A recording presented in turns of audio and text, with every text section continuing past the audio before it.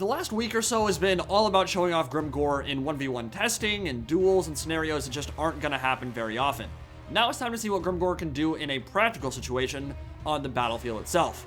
We know the buffs he got were useful, the question is, how useful? One replay is never going to give us the whole picture, obviously. He was already a solid choice versus Dawi anyway, but squaring him off against Ungrim Iron Fist and fielding a bunch of new toys should still help paint a picture for how this matchup might play out. Just wish the Slayer King would stop gouging his own eyeballs and bragging about killing a dragon the size of a dog. That was not an impressive cloak, I'm sorry. I am playing against Aura del Saqueo, a Spanish YouTuber with a lot of experience in multiplayer matches, who I first played all the way back when the Hunter and the Beast first dropped, and we're going for a classic World's Edge rivalry here. As the title might imply, working with a core of Black Orcs and GRIMGOR Ironhide himself, whose Shrek-like appearance has already been addressed by CA, so if you were worried about peeling back his onion-like layers, fear not, it's not going to be in the final release. He has his Blood-Forged armor, which will push back enemies if he gets surrounded. Getsnick for rocking 94 melee attack pretty much the entire battle. You're next for that insanely good hex on enemy lords and heroes, and best of the best for a constant ward save and melee defense when characters are approaching. There's a Night Goblin Shaman with just sneaky stabbing, only costs like 300 gold, so doesn't get much more cost efficient than that. The 8 Peak Loonies, the Warlord's Boys for their armor sundering, and Snotling Pump Wagons on both flanks. For their price, I think these are a really solid unit. They don't have ridiculous killing power, but when you get 3 or 4 of them in the same build, it can be really difficult to defend against that. And the Spiky Rollers are great versus Dawi, because they also have armor sundering. Hammer of Gork and another Rock Lobber are going to be taking out Hammerers or Iron Breakers, anything that's elite. And Durkat Squigs are a staple of this matchup and have been for quite some time. Chilling in the forest on my west is another newcomer to the cast, Logie Bogie Spore Exploders, which have exploding mushrooms mounted on the front. Gonna be honest, I have no idea how effective they are or how different they are from standard Snotling Pump Wagons, so maybe we'll find that out this battle. For HDS and the Dwarfs, Ulthar's Rangers, Norgrimling's Iron Breakers, 3 Bugman's Rangers, Miners, and a mostly Vanguard army with Slayer and Steam Gun Gyrocopter support. The Slayer King is mustarding this thong, stripped down with no abilities whatsoever, and I do have some nasty skulkers hiding in the back of the map waiting for a perfect moment to strike, to get in on maybe some artillery, or the Bugman's Rangers if the opportunity arises. So those are the builds. Let's get into the action. I think the Steam Gun Gyrocopters are a great choice here, because they can harass the back line, kill off archers really well. They aren't very susceptible to archers themselves, and they can murderize stuff like my Rock Lobbers, which are focus firing on the Norgrimling's Iron Breakers to start the game, and I want them off the field. Both them and the Ulthar's Rangers are pretty important units. They can mess me up pretty bad with their blasting charges and their armor-piercing throwing axes, so they need to go night-night, and Rock Lobbers are pretty good for equalizing those numbers so that Black Orcs can get in and give them a final crumpin'. Here come the Snotling Pump Wagons, the Spore Exploders getting into melee alongside some Squig Hoppers, and there we go. Yes! Taste my shrooms, Dawi! No way those Miners are going to survive very long with Snotling Pump Wagons and Squigs hopping all over them. All that AP going to prove way too much, and hopefully they'll break quickly and open an avenue of attack into the rear of Norgrimling's Iron Breakers, so the Black Orcs can attack from the front. But they just took a huge volley from Ulthar's Rangers, and the throwing axes, all that armor piercing and the marked by Ulthar ability, gonna make sure those Black Orcs get dumpstered on the way in. And maybe would have been good to have some kind of goblins in the front ranks to take that. The Black Orcs don't drop to 2/3 HP immediately. The Norgrimling's Iron Breakers are still feeling the effects of all this AP going their way. The Hammer of Gork, the Goblin Rock Lobber, the Squig Hoppers charging in from the rear, the Snotling Pump Wagons, it's all proving way too much, and even though they are the highest HP rich and renowned infantry unit in the game, they are still getting shreked by all of this armor sundering goodness. And friendly fire from the blasting charges carving apart their own poor Dawi, heads going rolling, people getting exploded. You know how the Warhammer world is. And the Iron Breakers will hold for as long as they physically can, but I'm not sure it's going to be that much longer, considering how much is getting focused on them. They look like they're already on their last legs, and GRIMGOR's nearby too. Actually dueling Ungrim Iron Fist now. We'll see how that goes. We'll keep a close eye on that, while Logie Bogie Spore Exploders share their love of shrooms with the world. Little known piece of trivia, the Slayer Cult of Grimnir was founded by President Ronald Reagan as the predecessor to the DEA. Served for many years as his strong arm in the war on drugs. They are intensely anti-mushroom, and are looking to eradicate its harmful effects all battle long. See if the Slayers are able to wipe out those Snotling Pump Wagons, and HDS is doing a really good job with the gyrocopters. This is why you want to bring them in this matchup. They are super good at killing tightly packed, low armor infantry, and that's what they're going to do. They're going to wipe out the goblin rock lobbers in the back lines, while GRIMGOR continues to slice and dice his way through the front ranks with Gitsnick, which is up like every 30 seconds. I mean, it's seriously, you always have that buff active when you have GRIMGOR, because he can go in and there's not a lot that's a massive threat to him here. Slayers and Ungrim gonna get a full surround off, but he can just go to town and he will always be rocking that 94 melee attack from Gitsnick, and Sneaky Stabbing will send his armor piercing values even higher into the stratosphere. So the duel is happening in earnest now. Bloodforged armor can get popped anytime he gets fully surrounded, and they can pop those constant ward save buffs. And the huge Hunter of Champions debuff, essentially the exact same thing that Wolfric has. Your next is going to make him a really powerful duelist, especially against other foot characters. And Ungrim, without any of his buffs, without Red Ruin, without the Axe of Dargo, without all the additional armor piercing, doesn't really have much of a chance in this fight. To be fair, he is way cheaper because he doesn't have his items, so he should not be able to win this fight. But yeah, GRIMGOR is definitely pooping on him and is having a pretty good time. Get back here, gonna give him plus 16 leadership. Sneaky Stabbing giving him more armor piercing, and Ungrim is soon going to meet his ancestor gods in the afterlife if he continues that duel. Last strike from Gitsnick, and the Slayer King is donezo, and indeed fulfills his oath.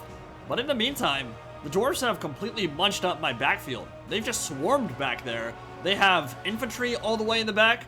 They have the gyrocopters that have shut down both the Hammer of Gork and the Goblin Rock Lobbers. And now I'm doing the exact same thing to the Dwarfs. Sneaky Stabbers coming in from behind, dropping a smoke bomb, a fungus bomb, a poop bomb, whatever you want to call it, tied down the Bugman's Rangers, and now we're munching them up in melee too. So that's good. Gotta get them off the field fully because they will regen over time. They are Bugman's Rangers, not your typical Rangers. I like this full Vanguard build from the Dawi so far. It's been good. Sneaky Stabbing popped on Black Orcs to try to do a little bit more damage to Norgrimley's Ironbreakers, and I'm not sure the Ulthar's Rangers are helping out in that fight. Probably more friendly fire than anything else coming in at the moment. Ironbreakers bravely holding the line against the Ironhide as the Black Orcs funnel into melee. The Gyrocopters still have some ammunition left, but they can double with those rotary blades up top, and the melee defense of those chariots might mean they go down quickly to those attacks as Bloodforged armor pops on GRIMGOR, and this is how the Immortals and GRIMGOR Ironhide like to do it. Just jump from one armored infantry to the next, while popping, Sneaky Stabbing going off, getting all that additional armor-piercing damage, and carving through anything that gets in their way. That is the kind of good fight they love to be a part of, and the Warlords boys and Sneaky Stabbers getting in and tying down the Bugman's Rangers as well. Both sides fully committed to this engagement now. There's not much free for cycle charging, for rear charging. All the wagons, all the Snotling pump wagons, most of the mobility for the Greenskins is done and off the field. It's going to be up to the infantry and GRIMGOR himself, while the gyrocopters provide support over the top. Bloodforged armor popped again. That cooldown is very low, and getting 150 armor means that it's extremely hard for the Dwarfs to deal damage to him. But he is down to about 1/3 HP, so he can be dropped, he can be stopped, but generally he'll be the last orc standing after the green tide has fizzled out. And the momentum of this attack has most certainly been stifled here. Both armies hanging on for dear life. If you're HDS and the Dwarfs, you need to ignore GRIMGOR entirely and kill off his support. And then, and only then, fully surround him with some gyrocopter cycle charging from behind, might make him rout in an endgame scenario. If you're the Greenskins, you need to just keep the meanest and the greenest protected in a pocket of armored infantry and get rid of the gyrocopters whenever they risk a charge with their spinning rotors. Nasty Skulkers are doing a great job of preventing the Dwarfs' range play from making a large impact here. Bugman's Rangers have a lot of ammo left. They could cause some serious carnage in amongst the Black Orcs and the rest of that stuff as the Squig Hoppers charge downhill into 2 units of Rangers, and that HP regen is really paying dividends in the late game, as most of these are, well, they weren't tied down, they just got charged, obviously, but before that, they were regenning, and it was keeping them in the fight, but Squig Hoppers might be able to finish them off, and the infantry on this side tying down the last unit. So, for the Dwarfs, send in the Ekron's Miners, send in the rest of the infantry, kill off the Black Orcs. As soon as the Black Orcs are dead, isolate GRIMGOR, and then you can cycle charge with the gyrocopters in melee. With that plus 16 leadership, the Bloodforged armor, the plus 30 armor, it's all proving to be really useful in this drag-it-out melee grind, and the Warlord's boys came back with their armor sundering. That is exactly the type of infantry unit you want in the late game. With additional armor piercing, cutting through Ekron's miners real quick, and backed up by GRIMGOR with sneaky stab and pops, should be enough to see them off as well. The Dwarfs one on the other side managed to chase off Dirk and Squigs, so they've got more stuff coming in. Again, it's all in tatters, but they're coming in waves, and there's not a lot left of the Greenskin army, as you can see.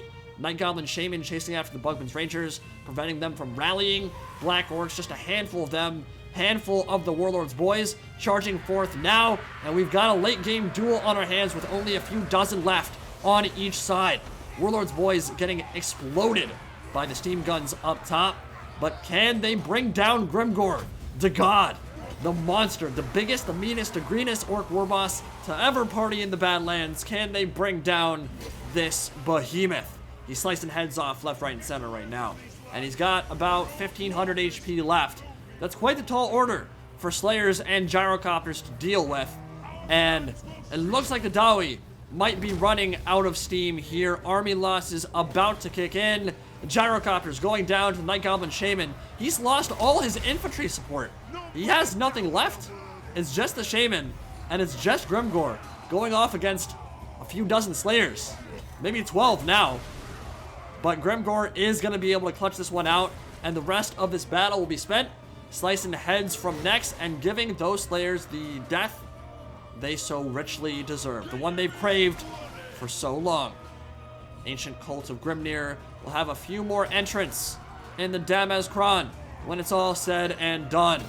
GRIMGOR, I mean, he was always a good choice for Dwarfs, in my opinion. He's used as a WA battery. You use him alongside Black Orcs to cut through Iron Breakers, to cut through Hammerers, to give you some extra oomph in melee combat. And he certainly does that, but he does it even better now, because when he gets on top of a single entity lord or hero, a runesmith, a rune lord, Thorgrim, Ungrim Iron Fist, doesn't really matter. You pop those debuffs on him, and he can out-duel them real hard. I don't think there's a single dwarf character, not even Gromberdal, can go toe-to-toe with him in a 1v1 scenario. And that's, of course, not counting all the other buffs he brings. With Gitsnik, with the Bloodforged armor, creating space if he gets surrounded. I really like GRIMGOR in this matchup now, even more than I did before, and we're going to be seeing GRIMGOR a lot more in multiplayer. Is he still the best lord in the game? Absolutely not.